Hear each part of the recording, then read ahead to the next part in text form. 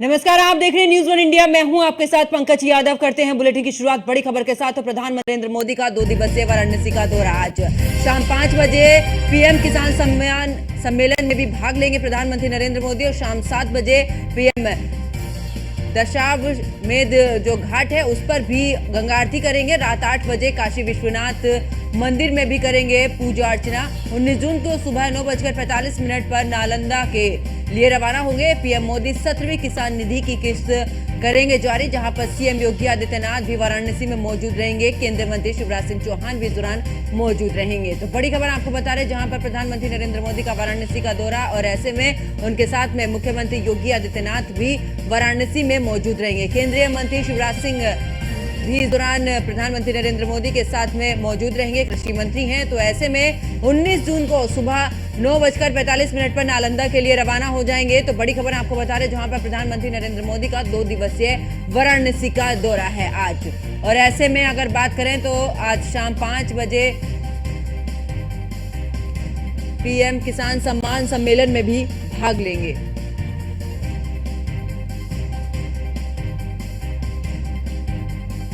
तो रात 8 बजे विश्वनाथ मंदिर में भी पूजा अर्चना करेंगे।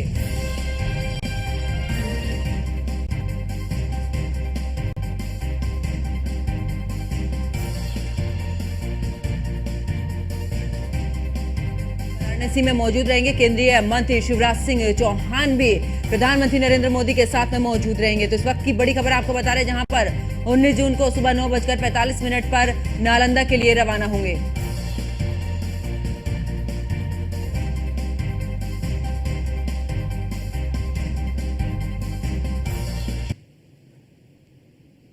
और ज्यादा जानकारी के लिए वाराणसी से हमारे संवाददाता अमन शुक्ला हमारे साथ में जुड़ चुके हैं, साथ ही अश्वनी भी हमारे साथ में जुड़े हुए हैं। अमन, अगर बात करें, क्योंकि प्रधानमंत्री नरेंद्र मोदी 2 दिवसीय वाराणसी के दौरे पर, ऐसे में क्या कुछ उनके कार्यक्रम?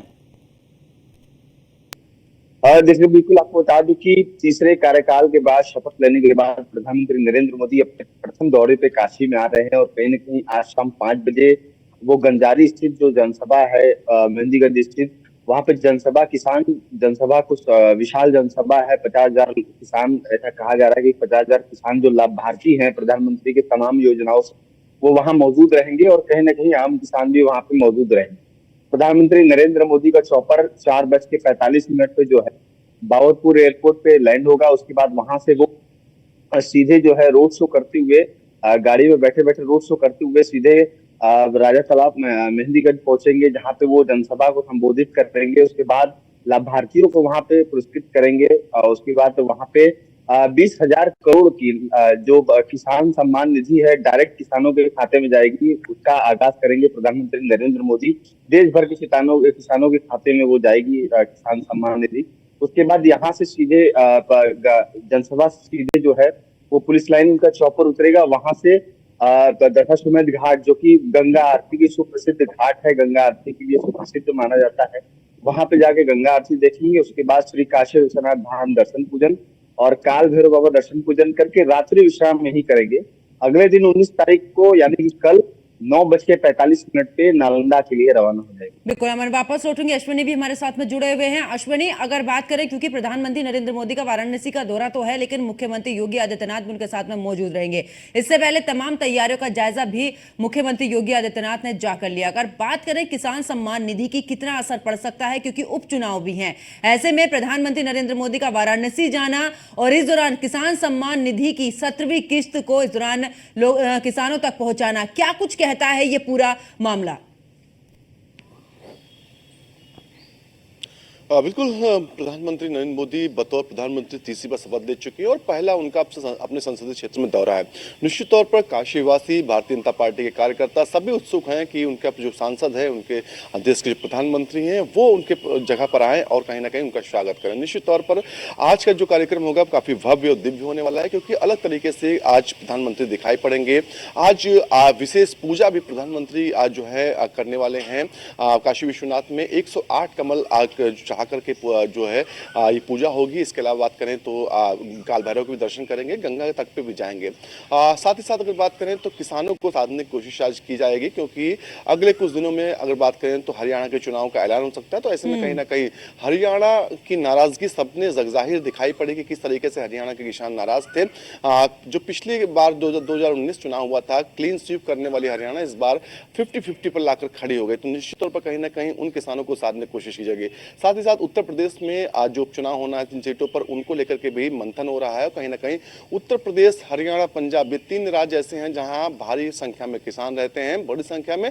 और कहीं ना कहीं अगर यहाँ के किसान नाराज होते हैं तो भी नुकसानदायक, अगर खुश होते हैं तो निश्चित तौर पर आपकी सरकार बनना तय है। तो ऐसे में कहीं ना कहीं किसानों को साधने की कोशिश एक बार फिर प्रधानमंत्री करेंगे। आज अगर बात करें तो जो है 9 करोड़ 60 लाख किसानों के खाते में जो है 20,000 करोड़ से ज्यादा की 17वीं किस्त जो है सम्मान निधि की वो जाने वाली है डीबीटी के माध्यम से। तो निश्चित तौर पर कहीं ना कहीं किसानों के लिए संजीवनी का काम हालांकि पैसा करता है, क्योंकि जब भी जरूरत होती है, चाहे वो मार्च के महीने में आया था, उस दौरान भी देखा गया था किसानी कटाई के लिए जो किसान थे उनको पैसा चाहिए था, उस दौरान भी सरकार ने पैसा दिया था। अब कहीं ना कहीं धान की बुआई होना, उसके लिए पैसा चाहिए, तो कहीं ना कहीं सरकार दे रही। तो निश्चित तौर पर कहीं ना कहीं जो अगली किस्त आएगी वो अगले 4 महीने बाद आएगी, और वो समय आएगी जब गेहूं की बुआई होना होता है। तो निश्चित तौर पर कहीं ना कहीं बड़े ही सिस्टमेटिक ढंग से पैसा कब भेजना है इसका विशेष ध्यान रखा जाता है, जिससे किसानों के उपयोग में पैसा सीधे तौर पे आ सके। तो निश्चित तौर पर कहीं ना कहीं आज का जो कार्यक्रम है बेहद ही महत्वपूर्ण होने वाला है। हालांकि उत्तर प्रदेश के मुख्यमंत्री कल से ही वहां डटे हुए बाकायदा पूरी निगरानी कर रहे हैं, क्योंकि वो भी चाह रहे हैं कि ये कार्यक्रम जो हो दिव्य और भव्य हो। 50,000 से ज्यादा जो किसान इस कार्यक्रम में सम्मिलित होंगे। 21 जो प्रगतिशील किसान हैं उनसे प्रधानमंत्री खुद मुलाकात करेंगे, उनसे पूछेंगे उत्तर प्रदेश में और कुछ क्या बेहतर हो सकता है, क्योंकि उत्तर प्रदेश के पास तमाम विकल्प हैं।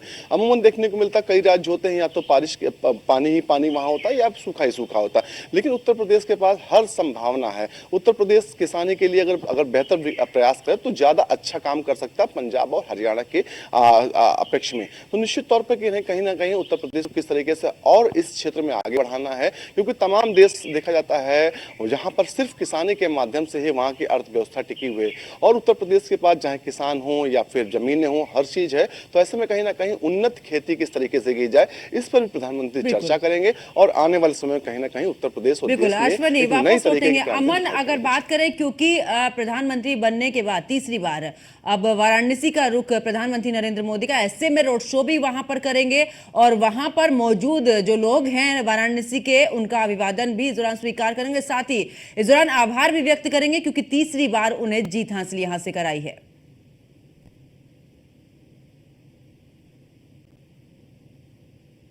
देखिए, बिल्कुल आपको बता दूं कि प्रधानमंत्री नरेंद्र मोदी जब दाऊदपुर एयरपोर्ट पर लैंड करेंगे, उसके बाद जो राजा तालाब जहां पे उनकी जनसभा है, दाऊदपुर एयरपोर्ट से राजा तालाब महज 25 किलोमीटर का ये मार्ग बताया जा रहा है, और ये पहला रोड शो उनका ये होगा। उसके बाद जब पुलिस लाइन में जनसभा को संबोधित करने के बाद पुलिस लाइन में जब हेलीकॉप्टर लैंड होगा, फिर वहां से बाई रोड काशी विश्वनाथ और दशाश्वमेध घाट के लिए जब प्रधानमंत्री नरेंद्र मोदी जाएंगे, तो वो दूसरा रोड शो हो गया। वहां से 5 से 6 kilometre Dashashwamedh Ghat police line से माना जाता है, और वो दूसरा रोड शो हो गया। उसके बाद जब दर्शन करके काल भैरव बाबा का जब आखिरी दर्शन करके जब आप रात्रि विश्राम के लिए प्रधानमंत्री नरेंद्र मोदी जब अपने गेस्ट हाउस बरेका जो गेस्ट हाउस है वहां जाएंगे प्रधानमंत्री नरेंद्र मोदी, तो तीसरा कहीं ना कहीं 3 बार काशी वासियों का अभिवादन स्वीकार करना, और कहीं ना कहीं काशी वासियों द्वारा भव्य स्वागत करना, काशी वासियों द्वारा शंखनाद करके, कहीं ढोल नगाड़ों के साथ, कहीं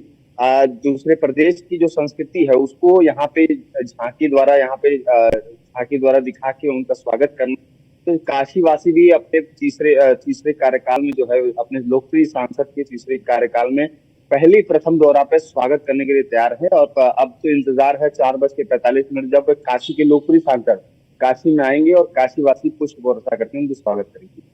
बिल्कुल, मैं वापस लौटूंगी। और अश्वनी, क्योंकि किसान सम्मान निधि जिस तरीके से दी जा रही है, और दूसरी तरफ जिस तरीके से आपने भी जिक्र किया कि किसानों की नाराजगी इस बार बीजेपी पर थोड़ी भारी पड़ी है, यही वजह रही है कि थोड़ी सीटें कम आई हैं। लेकिन ऐसे में क्योंकि एमएसपी की मांग भी लगातार किसानों की तरफ से उठाई जा रही है, जिस तरह से कृषि उपकरण है उनसे जीएसटी हटाने को लेकर तमाम बातों का जिक्र किसान कर रहे हैं, तो क्या ये जो किसान सम्मान निधि प्रधानमंत्री नरेंद्र मोदी की तरफ से दी जा रही है, क्या ये इन सब पर भारी पड़ेगी? क्या एक बार फिर से किसानों की नाराजगी क्या इससे दूर हो पाएगी?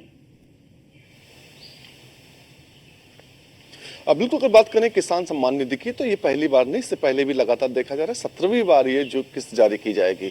नाराजगी होती है, फिर मनाया जाता है, फिर नाराजगी होती है, तमाम मुद्दे होते हैं जिन पर कहीं ना कहीं किसान सहमत भी होते हैं, कभी कभी नहीं होते हैं। तो निश्चित तौर पर ये क्रम चलता रहता है क्योंकि हर प्रदेश के अलग अलग मुद्दे हैं। उत्तर प्रदेश के अलग मुद्दे होते हैं तो हरियाणा के अलग होते हैं, तो अगर बात करें पंजाब के अलग होते हैं। लेकिन कहीं ना कहीं इनमें समन्वय बैठाल कर सभी को एक साथ लाना, ये कहीं ना कहीं सरकार की जिम्मेदारी होती है। और हालांकि सरकार लगातार उस पर काम कर रही है। देखा गया कि था कि जो 3 कानून आए थे किसानों को लेकर के, जब पता चला सरकार को कि किसानों की नाराजगी है, पहले तो समझाने की कोशिश की गई उनको कि नहीं ये आपके हित में, लेकिन जब लगा कि वो मानने को तैयार नहीं, क्योंकि उसमें कहीं ना कहीं राजनीति भी गरमाई जा रही थी, राजनीति भी चमकाई जा रही थी, तो इसके चलते कहीं ना कहीं किसान को भड़काया जा रहा था, जिसके बाद सरकार ने उस बैकफुट पे आकर उन कानूनों को वापस लिया। हालांकि उसमें उन कानूनों में कई जो अच्छाइयां भी थी, लेकिन कहीं ना कहीं सिर्फ और सिर्फ खामियां ही किसानों को बताई गई, उनको पहुंचाई गई, और कहीं ना कहीं वो नुकसानदायक सरकार के लिए भी रहा और किसानों के लिए भी रहा, क्योंकि एक लंबा समय लमसम 1 साल का रहा जिस दौरान किसान सड़कों पर रहे। दूसरी ओर सरकार भी उनसे लगातार वार्ता करना चाह रही थी, लेकिन वार्ता विफल होती रही। तो निश्चित तौर पर कहीं ना कहीं किसानों को साधने की कोशिश लगातार की जा रही है। चुनाव में नुकसान तो हुआ ही है, खासतौर पर जो हिंदी बेल्ट है, पंजाब में देखा गया, उत्तर प्रदेश में नुकसान हुआ, राजस्थान में नुकसान हुआ, हरियाणा में हुआ। तो निश्चित तौर पर कहीं ना कहीं इन जगहों पर अब किसानों को साधने की कोशिश की जाएगी। हालांकि किसान सम्मान निधि ये योजना पुरानी योजना है, लगातार 16 बार जो है दी जा चुकी है, 17वीं बार आज रिलीज की जाएगी।